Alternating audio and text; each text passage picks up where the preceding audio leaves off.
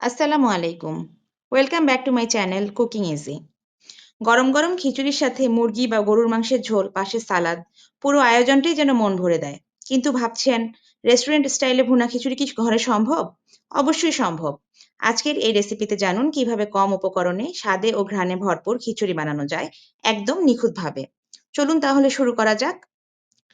আমি প্রথমেই মুরগির মাংস আলু দিয়ে রান্না করে নিয়েছি। এই রেসিপিটি আমার চ্যানেলে আপনি পাবেন। আমি ডেসক্রিপশন বক্সে ভিডিওটির লিঙ্কটি দিয়ে দিব।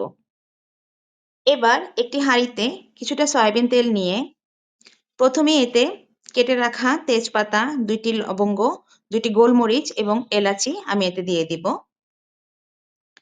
এরপর এতে যোগ করব কেটে রাখা ২টি পেঁয়াজ। এতে দিয়ে দিব আমি ১.৫ টেবিল চামচ পরিমাণ রসুন। এরপর এতে যোগ করব ১ টেবিল চামচ পরিমাণ আদা।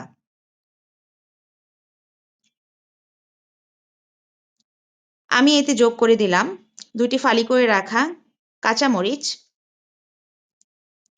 এবার ১ চামচ পরিমাণ লবণ এতে যোগ করে দিলাম। অবশ্যই স্বাদ মতো দিতে হবে। লাল মরিচের গুঁড়ো দিয়ে দিলাম এবং দিয়ে দিলাম ১ চামচ পরিমাণ জিরা। এবার এতে যোগ করলাম ১.৫ চামচের মতো টমেটো সস।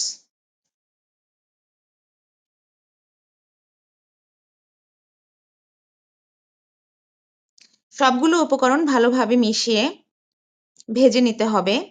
এই পর্যায়ে চাল এবং ডাল আমি ভিজিয়ে রেখেছিলাম ১৫ মিনিটের জন্য এবং সেটি এই মসলার সাথে যোগ করে দিচ্ছি। এবার ভালোভাবে মিশিয়ে নিতে হবে মসলার সাথে। এই পর্যায়ে কিছু ঢাকনা দিয়ে ৫ মিনিট অপেক্ষা করব। এরপর ঢাকনা উঠিয়ে আমি আবার নেড়েচেড়ে দিব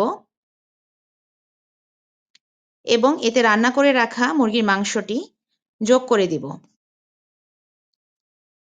এবার ভালোভাবে চালের সাথে ডালের সাথে মুরগির মাংসটি মিশিয়ে নিতে হবে। এই পর্যায়ে আমি মগের ৩ মগ পরিমাণ পানি এতে যোগ করেছি। পানিটি আমি আগে গরম করে রেখেছিলাম। অবশ্যই গরম পানি এতে যোগ করবেন।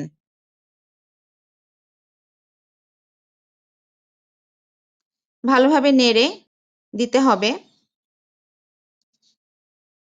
এবং ঢাকনা দিয়ে অপেক্ষা করব ১৫ মিনিট। ১৫ মিনিট পরে ফিরে এসে দেখব আমার চালটি সিদ্ধ হয়েছে কিনা। এই পর্যায়ে আমি মৃদু আঁচে দমে রেখে দিব আরও প্রায় ১০ মিনিটের মতো।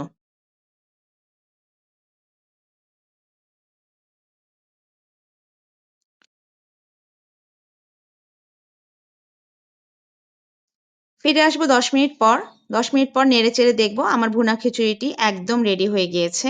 দেখুন কতটা ঝরঝরে হয়েছে এবং কালারটি কত সুন্দর এসেছে। শেষে একটা কথাই বলবো, রান্নার আনন্দটা ঠিক তখনই পাওয়া যায় যখন প্রিয়জনেরা হাসি মুখে বলে, কি দারুণ স্বাদ। সেই হাসি দেখার জন্যই তো আমাদের এই যত্ন। তাই আজই তৈরি করুন ভুনা খিচুড়ি আর ছড়িয়ে দিন স্বাদের জাদু চারদিকে। ভিডিওটি ভালো লাগলে লাইক করুন, সাবস্ক্রাইব করুন এবং সাথেই থাকুন। ধন্যবাদ সবাইকে।